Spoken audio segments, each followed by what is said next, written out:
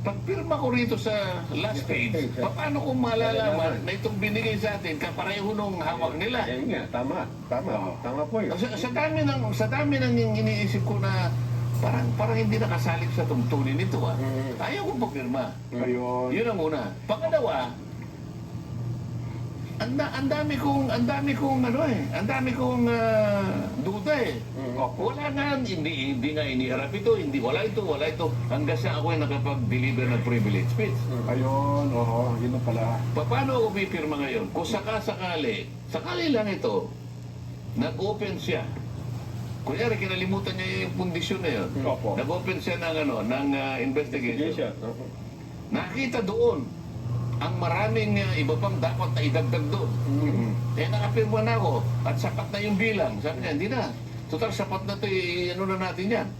Okay, nakapirma na ako. Sasabihin ko ba, mag-withdraw? Hindi ka na makaka-withdraw rito. Nakapirma mo na Nakapirma, ano ka ba?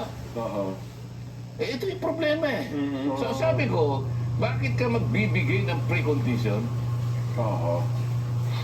So parang trap nga talaga yun. Matatrap ako doon. Oo nga, no? Ang tanong, sabi ko, ano ba tatanungin kita?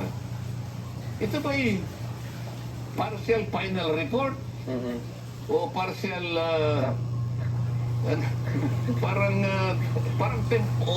partial provisional report? Kaya sagutin mo nga ako.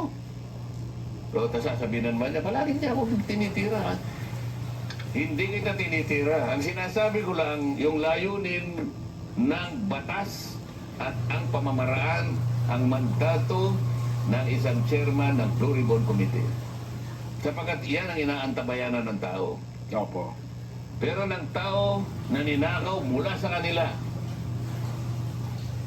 Kung ito'y dramatize mo lang isusubo na lang ng mga tao, inagaw mo pa sa kanila.